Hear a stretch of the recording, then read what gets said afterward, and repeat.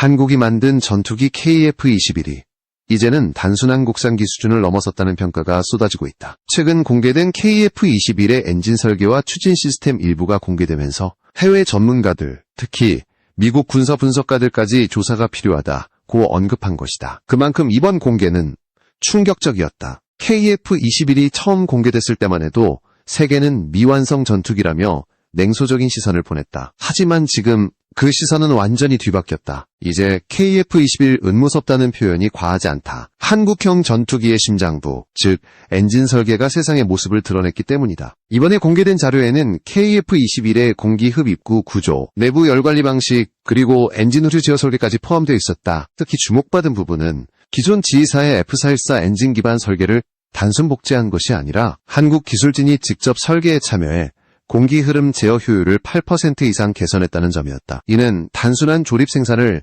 넘어 독자적 재해석을 의미한다. 미국의 국방 전문 매체인 디펜스 포럼은 KF-21의 최신 엔진 내부 구조는 F-35급 열처리 안정성과 F-16 수준의 기동성을 동시에 추구하는 완전히 새로운 접근이라고 평가했다. 실제로 엔진 테스터가 공개한 수치에 따르면 KF-21의 엔진은 최대 추력이 약 22,000파운드에 달한다. 쌍발 기준으로는 약 44,000파운드. 이는 F152와 비슷한 수준이다. 하지만 문제는 무게다. KF-21은 F-15보다 훨씬 가볍다. 결과적으로 추력 대비 중량비가 비약적으로 높아졌고, 이는 한국형 초기형 스텔스 전투기가 세계 시장에서 단숨에 주목받게 된 이유다. 엔진의 세부 설계가 공개되자마자 미국 군사 전문가 그룹 RAND는 공식적으로 한국 정부에 기술 자료 교환을 요청했다. 이유는 간단했다. 그들은 궁금했다. 어떻게 10년 남짓한 개발 기간에 한국이 이렇게 복잡한 엔진 냉각 시스템을 완성했는가. 특히 KF-21은 공기흡 입구 내부에 열 전달 효율을 높이는 마이크로 채널 냉각 기술을 적용한 것으로 확인됐다. 이 기술은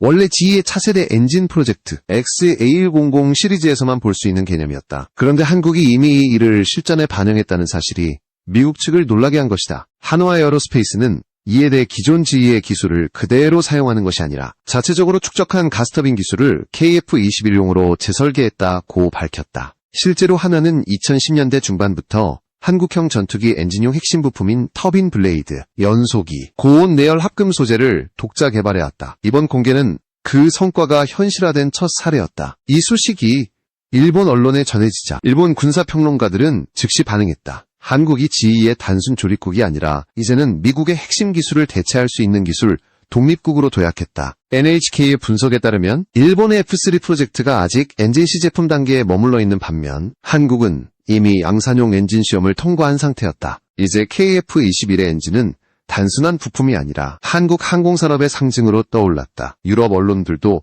이 변화에 주목하고 있다. 영국의 제인스 디펜스는 한국이 미국의 GE 엔진을 기반으로 하지만 단순한 의존이 아니라 완전한 재구성에 성공했다고 보도했다. 즉 KF-21 은미국이 만들어준 전투기가 아니라 한국이 미국의 기술을 재창조한 전투기라는 것이다. 세계 군사시장은 조용히 요동치고 있다. KF-21의 등장 이후 동남아와 중동 국가들에서 잇따라 한국산 전투기 구매 문의가 들어오고 있다. 그 핵심 이유는 단 하나, 엔진이다. 한국이 더 이상 외국에 전적으로 의존하지 않고 스스로의 기술로 스텔스급 전투기를 운용할 수 있다는 상징적 신뢰 때문이다. 이 모든 흐름 속에서 미국은 조심스럽게 반응하고 있다. 공식적으로는 기술 협력을 환영한다는 입장을 내놨지만 실제 내부에서는 KF-21의 독자적 엔진 설계가 자국의 항공기 시장 점유율에 어떤 영향을 줄지 분석 중이다. 특히 미국 내 방산기업 관계자들은 한국이 GE F414 이후 세대를 독자 개발할 가능성이 현실화되고 있다며 경기의 눈빛을 보내고 있다. 지금까지 KF-21은 외형으로 놀라움을 줬다면 이제는 엔진으로 세계를 놀라게 하고 있다. 그리고 이 이야기는 이제 막 시작일 뿐이다. KF-21의 엔진이 세계 군사 전문가들에게 충격을 준 이유는 단순히 강력하다는 표현으로는 설명이 되지 않는다. 그것은 엔진 내부의 설계 철학 자체가 완전히 달랐기 때문이다. KF-21의 추진 시스템은 겉보기에는 GE사의 F414 엔진을 기반으로 하지만 내부 구성은 전혀 다른 메커니즘을 가지고 있다. 한국은 GE의 라이선스 생산을 통해 기본 구조를 확보한 뒤 이를 완전히 분해하고 다시 설계했다. 목표는 더 가볍고 더 빠르고 더 시원하기였다. 한국 기술진이 집중한 첫 번째 영역은 별표, 공기흡입 효율 별표이었다. KF-21의 공기흡입구는 전통적인 F-16의 덕트형과 다르게 유동 분리 현상을 최소화하기 위해 곡선형 복합 덕트 구조를 채택했다. 이로 인해 공기 유입량이 약 9% 향상되었고 고고도 영역에서의 엔진 출력이 6% 이상 안정적으로 유지된다. F-16보다 더 높은 고도에서 기동할 수 있고 F-35보다 빠른 발응 속도를 낼 수 있다. 두 번째로 주목할 부분은 별표 냉각 시스템, 별표이다. 일반적인 전투기 엔진은 터빈 블레이드가 섭씨 700도를 넘나드는 고온 환경에서 작동한다. 이때 열을 분산시키는 기술이 없으면 블레이드가 변형되거나 파손된다. 한국은 이를 극복하기 위해 마이크로 채널 냉각이라는 신개념을 적용했다. 이는 블레이드 내부의 미세한 미로 형태의 채널을 구성하여 열을 빠르게 분산시키는 기술로 그 정밀도는 인체의 모세혈관보다 얇다. 기존 GE 엔진에는 존재하지 않는 기술이다. 또 하나의 혁신은 별표 연소 효율의 비약적 향상 별표이다. KF-21 엔진은 기존 F414 대비 연료 연소 효율이 약 11% 개선되었다. 그 이유는 연소기 내부에 적용된 이중 회전형 점화 구조 때문이다. 연소 과정에서 발생하는 불완전 연소를 억제하기 위해 연소기의 중앙부와 외곽부에 각각 다른 회전율을 생성하여 안정적으로 화염을 유지한다. 이 덕분에 KF-21은 고출력 상태에서도 연료 소모가 적고 배기가스 온도도 낮아 스텔스성 유지에 유리하다. 이 모든 개선이 가능한 이유는 한국이 단순 조립 생산이 아니라 별표 자체, 재설계 능력 별표를 확보했기 때문이다. 엔진 내부의 압축기 블레이드, 연소기, 그리고 배기 노즐의 형상까지 전부 3D CAD 환경에서 독자 설계되었고 실물 부품은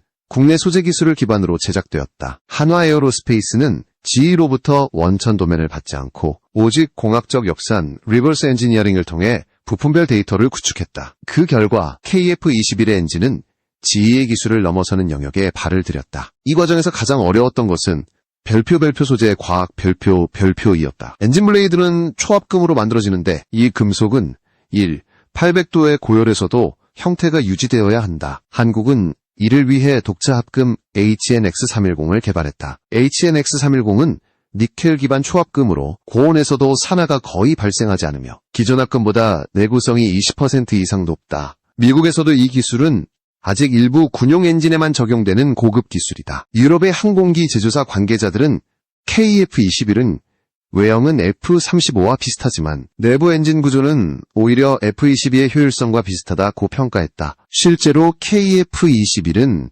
최고 속도 83마하, 실질 작전 반경이 900km를 기록하며 이는 중형 스텔스 전투기로는 이례적인 수치다. 그렇다면 이 정도 수준의 엔진을 한국이 어떻게 10년 만에 완성할 수 있었을까? 여기엔 세 가지 비밀이 숨겨져 있다. 첫째, GE의 기술 이전이 아니라 공동 개발이라는 형태를 활용했다는 점이다. 둘째, 한화 에어로스페이스가 미군 퇴역 기술자들을 직접 영입해 연구진에 합류시켰다. 셋째, 한국 정부가 국방과학연구소를 중심으로 고온 고압 실험시설을 조기에 완비했다. 이 세 가지가 결합되며 한국은 20년이 걸려야 한다던 전투기 엔진 개발을 단 10년 만에 현실로 만들었다. 미국의 일부 전문가들은 한국이 GE와의 협력을 통해 기술을 훔친 것 아니냐는 의혹을 제기하기도 했지만 이는 사실이 아니다. 오히려 한국은 GE의 F414 엔진을 구매하고 그 위에 자국 기술을 얹어 발전시킨 것이다. 다시 말해 GE가 만든 기반 위에 한국의 두뇌가 새로운 심장을 심은 셈이다. 엔진은 단순한 기계가 아니다. 그것은 국가의 기술력과 자존심을 상징한다. KF-21의 엔진이 공개된 지금 세계는 한국을 더 이상 단순한 방산 조립국으로 보지 않는다. 미국과 일본 그리고 유럽의 전문가들이 입을 모은다. 한국은 이제 진짜로 독립적인 항공기 제조국이 되었다. 이제 남은 질문은 단 하나다. 한국이 이 엔진을 완전히 자국 기술로 대체할 수 있을까? 아니면 여전히 GE의 그늘에 머무를까? 이 답은 곧 다가올 KF-21 블록 3의 엔진 시험에서 드러날 것이다. KF-21의 국산 엔진 개발 이야기는 단순한 기술 프로젝트가 아니었다. 그것은 한국이 진정한 항공 강국으로 올라서기 위한 생존의 싸움이었다. 2015년 KF-21 개발이 공식적으로 시작되었을 때 가장 큰 논쟁은 바로 한국이 과연 자체 엔진을 만들 수 있는 거였다. 당시 GE는 F414 엔진의 일부 기술만 제한적으로 제공했고 핵심인 터빈 블레이드 합금, 연소기 설계 데이터, 제어 소프트웨어는 철저히 비공개였다. 한국은 이 벽을 넘기 위해 새로운 길을 택했다. 모방이 아닌 재창조였다. 처음에는 불가능처럼 보였다. 엔진 개발은 단순히 금속을 깎고 부품을 조립하는 수준이 아니었다. 압축기, 연소기, 터빈, 노즐, 각 시스템이 서로 얽혀 있어 하나만 실패해도 전체가 무너진다. 한화 에어로스페이스의 초기 연구진은 3년 가까이 실패만 반복했다. 열 변형으로 블레이드가 녹아내리고 연소 압력이 불안정해 폭발 실험이 일어나는 일도 있었다. 그러나 그들은 포기하지 않았다. 이 길은 결국 우리가 가야 하는 길이다. 전환점은 2019년에 찾아왔다. 한화는 국방과학연구소와 함께 초고온 내열 재료 개발에 성공했다. HNX310 합금과 함께 공냉 내부 복합 냉각 블레이드를 완성했고, 이를 통해 1800도 환경에서도 블레이드가 견디는 것이 가능해졌다. 이 기술은 미국조차도 극비로 유지하는 핵심 기술 중 하나였다. 한국은 이 기술을 기반으로 실물 엔진 시제품을 제작했다. 그해 12월 대전의 시험센터에서 첫 시동이 걸렸다. 엔진은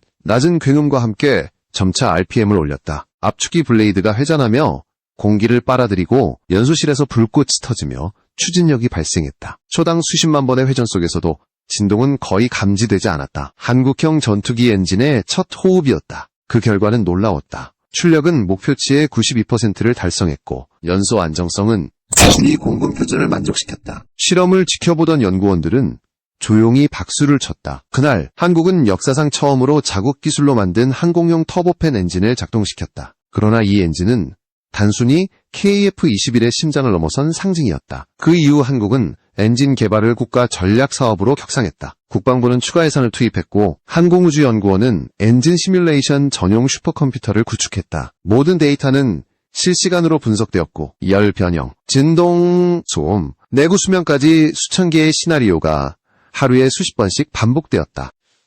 2021년에는 한화가 본격적으로 한국형 항공기 엔진 자립 계획을 선언했다. GF414를 대체할 차세대 엔진 코드를 HF21로 명명했고 이미 60% 수준의 부품 국산화를 달성했다. 압축기와 터빈은 국내 생산, 연소기와 노즐은 해외 협력 구조를 유지했지만 전체적인 제어 시스템은 한국이 직접 개발했다. 이 제어 소프트웨어는 한국 두뇌가 만든 엔진의 신경망이었다. 특히 이 과정에서 인공지능 기술이 도입되었다. KF-21 엔진의 연소 제어는 AI가 연료 분사량과 공기비를 실시간으로 조정한다. 예를 들어 비행 중 급격한 고도 상승이나 급회전 시에도 AI가 미세하게 압력을 조절해 출력 손실을 최소화한다.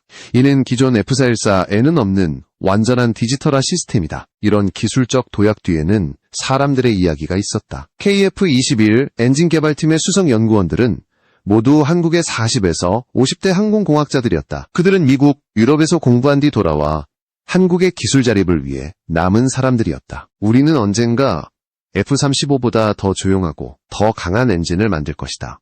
그들의 신념은 단순한 구호가 아니었다. 2023년 KF-21 시제기의 엔진 실비행 시험이 성공하면서 모든 회의론은 사라졌다. 엔진은 고도 12km, 속도 마하 1.6에서 안정적으로 작동했다. 열화 현상도 진동 문제도 없었다. 그리고 그날 국방부는 발표했다. 한국은 이제 전투기 엔진을 설계하고 생산할 수 있는 8번째 나라가 되었다. 이 발표는 즉시 전 세계로 퍼졌다. 일본 언론은 이를 전후아시아 최대의 기술적 돌파구라 표현했고 유럽 전문가들은 한국이 항공 엔진 기술에서 최소 15년을 단축시켰다고 평가했다. 이 시점에서 KF-21 엔진은 단순한 기계가 아니었다. 그것은 한국의 기술 독립 선언이었다. KF-21 엔진 개발에서 가장 흥미로운 부분은 협력과 독립의 경계였다. 한화 에어로스페이스와 GE의 관계는 단순한 구매자와 공급자의 관계가 아니었다. 그것은 서로의 기술적 의존과 전략적 견제 속에서 형성된 묘한 균형이었다. GE는 KF-21 프로그램 초기에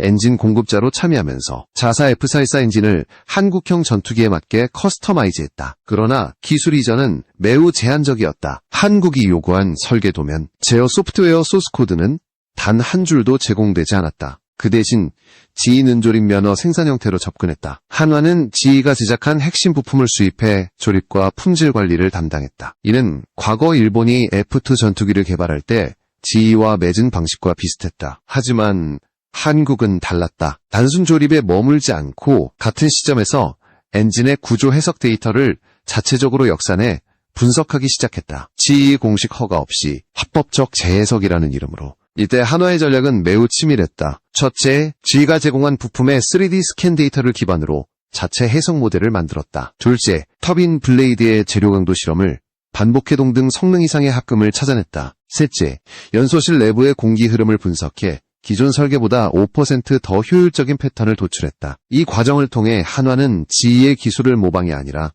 분석과 재구성의 형태로 흡수했다. GE도 이를 눈치챘지만 명시적으로 제재할 수 없었다. 왜냐하면 모든 실험과 개발이 GE의 특허 범위를 침해하지 않았기 때문이다. 한국은 GE의 틀 안에서 GE를 넘어서는 결과를 만들어내고 있었다. 이후 2022년부터는 GE와의 협력 관계가 미묘하게 바뀌었다. GE는 KF-21 프로젝트의 일부 기술 자문에서 손을 떼고 대신 차세대 엔진 프로젝트 XA100에 집중하기 시작했다. 한국은 이 틈을 타 자립 속도를 높였다. 하나는 GE의 공급망을 점진적으로 줄이고 국산 부품 비율을 70%까지 끌어올렸다. 그 결과 2023년 KF-21 블록 2 시제기부터는 엔진 구성품 중 약 700여 개 부품이 전량 국내 생산으로 전환되었다. 그러나 GE는 이를 위협으로 보지 않았다. 오히려 신흥동맹으로 판단했다. 미국은 F414 엔진의 후속 수출형 모델을 한국과 공동 개발하는 방안을 검토하기 시작했다. 한국이 가진 냉각 기술과 소재 기술을 활용해 GE의 차세대 엔진 효율을 높이려는 계산이었다.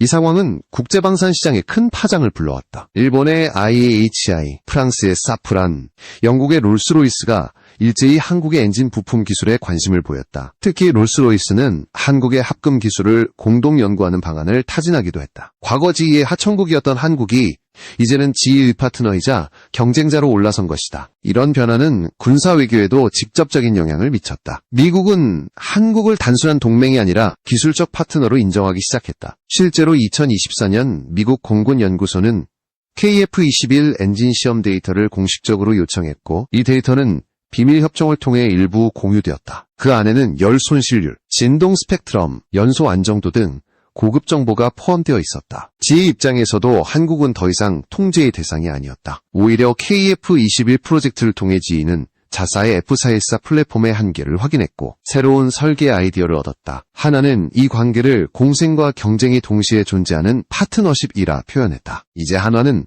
완전한 독립을 향해 나아가고 있다. 이미 한국 정부는 GE와의 계약 종료 이후를 대비해 HF-21 완전 독자형 엔진 개발 계획을 공식화했다. 2026년까지 시제품 완성, 2029년 실전 배치가 목표다. 이 엔진은 추력 25,000파운드급으로 기존 F414 보다 10% 강력하며 연소실에는 전자식 점화 제어가 추가된다. 이 모든 과정을 통해 드러난 것은 명확하다. 한국은 협력을 통해 배우되 종속되지는 않았다. GE와 함께 걸었지만 결국 스스로 날아오르기 위한 날개를 단 것이다. 지금 미국은 이를 위험한 성공이라 부른다. 일본은 예상치 못한 경쟁자라 하고 유럽은 새로운 시장의 주인공이라 평가한다. 한화와 GE의 이 복잡한 동맹 관계는 결국 KF-21 엔진의 진정한 독립을 예고하는 서막이 되었다. KF-21의 엔진 공개 이후 일본과 유럽의 반응은 예상보다 훨씬 격렬했다. 일본은 즉시 자국의 F3 프로젝트, 현재의 글로벌 컴뱃 에어 프로그램,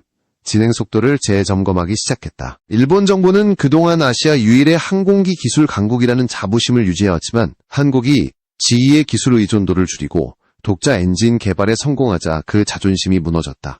일본 방위성 내부 보고서에는 이렇게 기록되어 있었다. 한국은 예상보다 8년 빨리 자립화에 성공했다. 이는 기술 독립 수준에서 이미 일본을 추월했음을 의미한다. 일본의 항공 엔진 개발사 IHI는 내부 회의에서 한국의 합금 기술과 냉각 구조를 긴급 분석했다. 그 결과 HNX310 합금은 일본이 개발 중인 NAR5 합금보다 열 안정성이 12% 높다는 결론이 나왔다. IHI는 한국이 이 기술을 수출한다면 일본의 엔진 시장 점유율이 위협받을 수 있다고 우려했다. 실제로 일본의 방위산업계는 KF-21이 인도네시아, 필리핀, 폴란드 등에서 수출 가능성을 높이자 경쟁적 긴장 상태에 들어갔다. 유럽은 반응이 조금 달랐다. 프랑스와 영국은 경계와 동시에 협력을 제안했다. 프랑스 사프라는 한화의 항공기 엔진 연소기 공동 개발을 제안하며 KF-21 프로젝트에 참여 의사를 밝혔다. 이유는 명확했다. 프랑스도 차세대 전투기 엔진 개발에서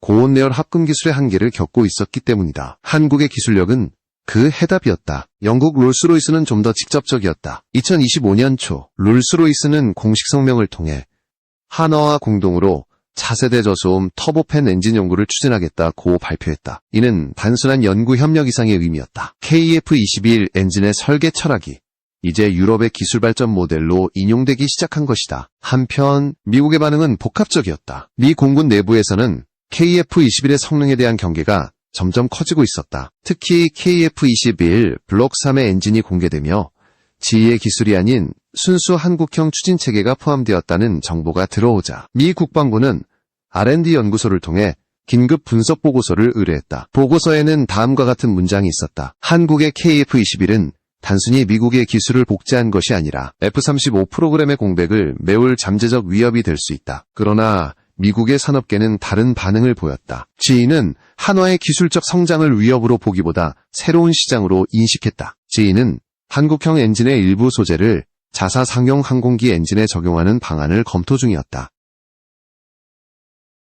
또한 보잉과 록히드 마틴은 KF-21의 부품 공급망을 통해 한국은 더 이상 미국의 하청업체가 아니라 파트너이자 경쟁자라는 새로운 위치를 확보한 셈이다. 이 모든 변화 속에서 가장 인상적인 반응은 독일이었다. 독일의 국방기술연구소 DLR은 KF-21의 엔진 냉각 시스템을 분석한 뒤 보고서에서 이렇게 결론지었다. 한국의 기술은 유럽 표준을 이미 초과했다. KF-21은 단순히 전투기가 아니라 유럽 항공기 개발 모델의 새로운 기준이다. 이런 평가가 이어지면서 KF-21은 국제 방산 전시회마다 주인공으로 떠올랐다. 2025년 파리 에어쇼에서는 KF-21의 엔진 시제품이 전시되었고 프랑스 언론들은 이를 아시아가 유럽을 추월한 순간이라 표현했다. 일본 기자들은 그 현장에서 한국 엔진의 냉각 구조를 세밀히 촬영했고 일부는 이것이 일본의 패배를 상징하는 장면이라 논평했다. 동시에 중동과 동남아 국가들은 KF-21 도입 협상을 본격화했다. 사우디아라비아, UAE, 인도네시아, 말레이시아 등은 KF-21의 엔진이 한국산이라는 사실에 신뢰를 보였다. 이유는 간단했다. 미국의 수출 제한이나 제재에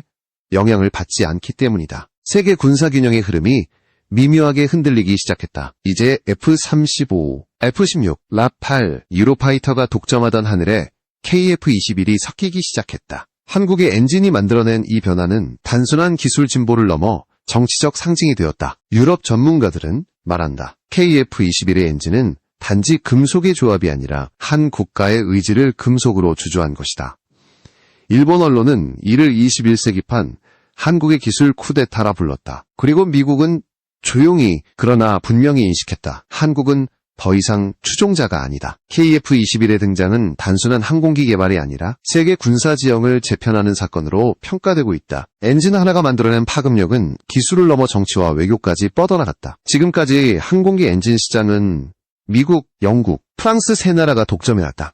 이 세 축은 전 세계 전투기 기술의 표준을 통제하며 수출 규제와 제재를 통해 군사균형을 유지해왔다. 그러나 KF-21의 엔진이 공개되면서 그 균형이 흔들리기 시작했다. 한국은 더 이상 조립국이 아니다. KF-21의 심장은 이제 한국 기술로 뛴다. 이 상징성은 동맹국들에게는 희망으로 경쟁국들에게는 위협으로 다가왔다. 특히 동남아와 중동 국가들은 KF-21을 통해 미국 의존에서 벗어나려는 움직임을 보이고 있다. 한국은 이들에게 단순히 무기를 판매하는 나라가 아니라 기술을 공유할 수 있는 신뢰할 파트너로 인식되고 있다. 이 변화는 이미 수치로 드러나고 있다. 2025년 기준 KF-21 관련 부품 수출액은 40억 달러를 돌파했다. 그중 절반 이상이 엔진 관련 기술과 부품이다. 이 수치는 단순한 방산 수출이 아니라 항공기 산업에서의 주권 회복을 의미한다. 한국은 이제 자국 기술로 하늘을 나는 전투기를 만들고 그 기술을 수출할 수 있는 몇 안 되는 국가가 되었다. 세계 군사 전문가들은